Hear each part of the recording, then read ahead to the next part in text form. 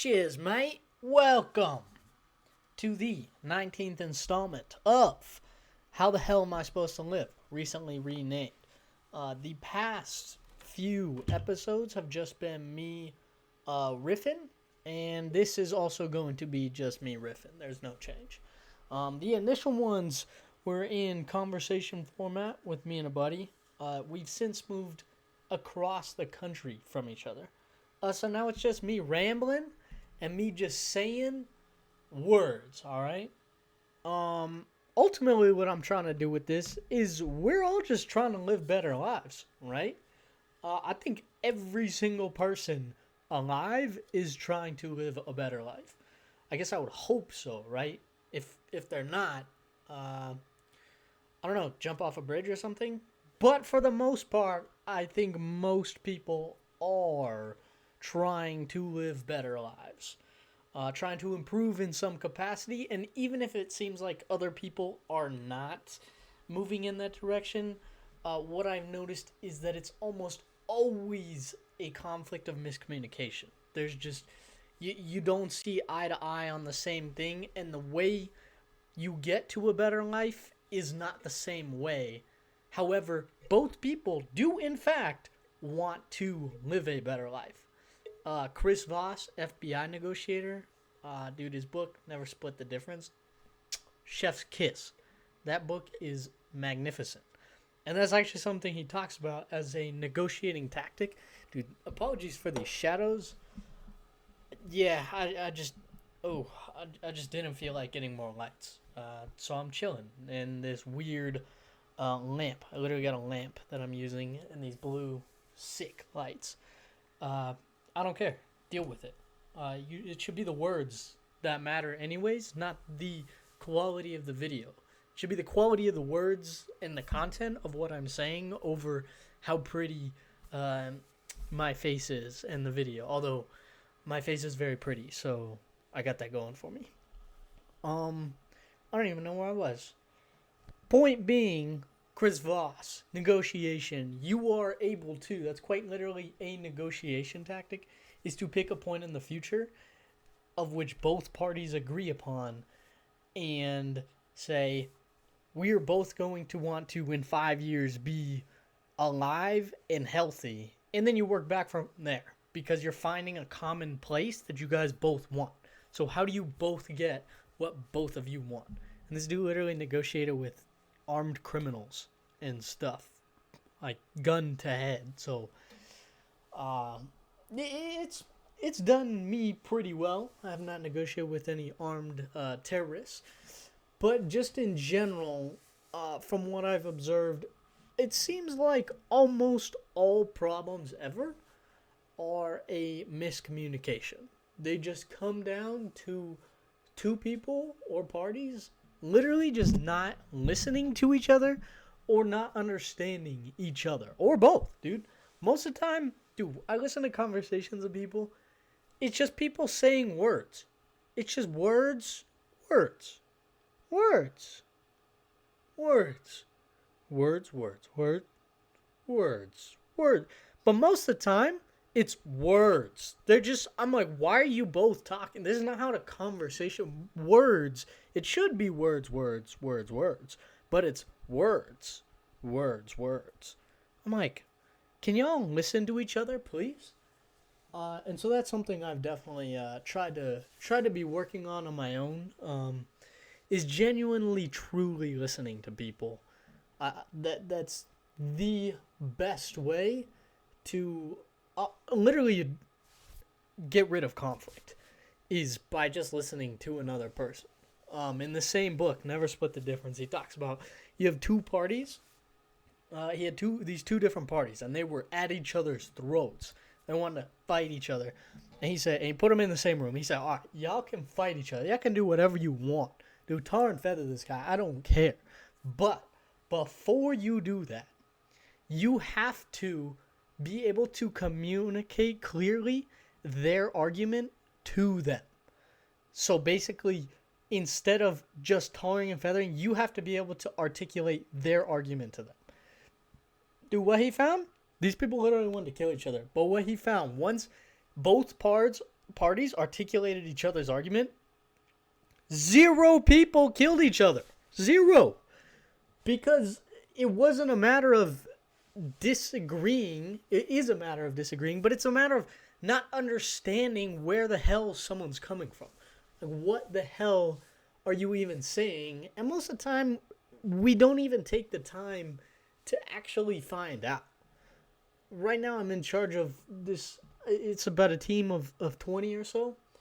And, dude, somebody's always fucking up. I swear somebody's always fucking up. But every time somebody fucks up, I'm like, what in the hell makes this person think this? Why would they think this? Doesn't make any sense. It doesn't make sense. And for the longest time, that mindset would get me in trouble. It would get me in a lot of trouble. In college, I would get in disagreements with people, and I would say, can you please use your brain, you dumb piece of shit, right? But that's not, it doesn't really get you what you want, is what I realized. And I started to notice that no matter how dumb I thought people were, me calling them dumb to their face didn't make them any less dumb, okay? If I call you dumb, you're probably still going to be dumb before and after. And if you call me dumb, I'm still going to be dumb after you call me dumb. So if what you want is to just an emotional release, just and feel better about yourself, dude, call people fucking idiots all day long. But that doesn't really solve the underlying problem, right? My buddy's girlfriend, I remember, dude, oh my God, we were planning some trip, and it did not make any sense. I said, does she not possess the capability of logic? Oh my God, I'm never going to forget. Her name was Rachel. Probably shouldn't say that. Her name wasn't Rachel, okay? I'm just saying her name was Rachel. And dude, she would just, it didn't make sense. I would say, let's go do this. Dude, she would 180. It didn't make sense. And for the longest time, I couldn't compute. It was just, we would butt heads, disagree, and she would say, why would you do it this way? And I was like, you fucking idiot. You don't know why you're even doing it your way. Why would you do it this way? It was just back and forth, right? And I talked to a buddy about it. I said, dude, why is this Rachel character, Rachel, just illogical beyond belief? And, oh, dude, I'm never going to forget. He told me, he said, the only reason they're illogical is because you don't understand their frame of mind that they're in. You don't understand somebody. They're not illogical because they're being illogical. They're being illogical for your frame of mind. But from their frame of mind, everything checks out. 1 + 1 = 2. 2 + 2 = 4. It checks out. The math checks. But from your point of view, it doesn't, because you're dealing with negative numbers. -2 + -2 doesn't equal 4, right? You're on 2 different planes of existence. And it just was really eye-opening to me, because it made me think about every time I disagree with somebody and can't even fathom why they would act a certain way, it forces me to think, okay, what mental processes have to be in place in order for me to understand, and in order for this thought process to make sense? Because something makes sense. They're not just spouting out nonsense. Sometimes they are. All right, sometimes you deal with some worms, some real worms of humans, okay? But for the most part, everybody is making sense from their point of view. And if we are not understanding, that means we don't understand their point of view. It's not that they're not making sense. They are making sense, but it's only from their point of view, not from yours. So how do we get through that? We have to understand their point of view. And it sucks because it takes forever to try to figure out what the hell people are thinking. But once you take the time,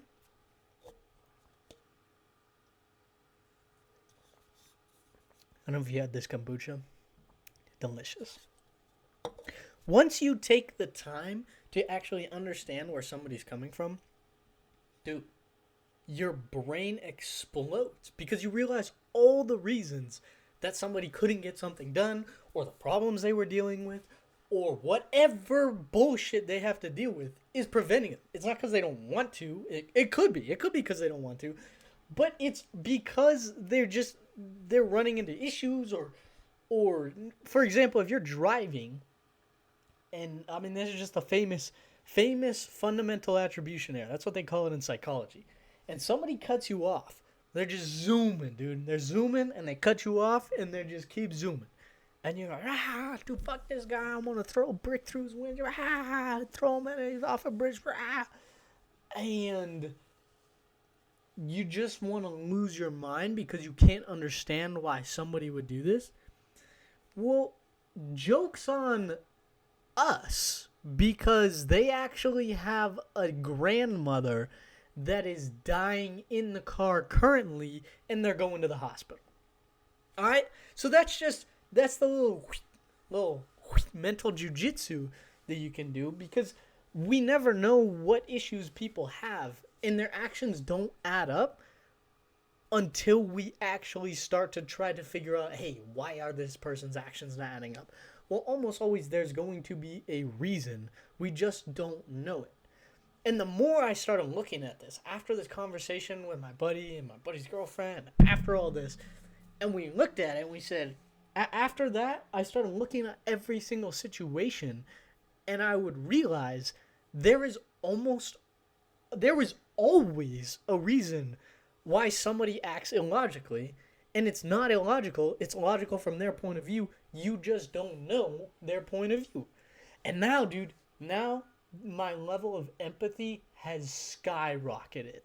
Because it forces me, I look around left, right, I'm like, dude, this guy's a fucking idiot. Okay, maybe he's a fucking idiot, but chances are, I just don't understand why he's acting like a fucking idiot to me. Because to him, he's not acting like an idiot, it's making sense. And it forces you to, okay, what would have to be in place? What problems does this person have? What accidents? What mental framework? What childhood? What trauma? What disaster does this person have to have in their life in order for these actions to be okay? In order for their actions to make sense to them? If it's somebody who's acting out and just being a total asshole and just making fun of people, let's take somebody who's racist, right? It doesn't make any sense. Why would this person act this way? Nobody's done them wrong.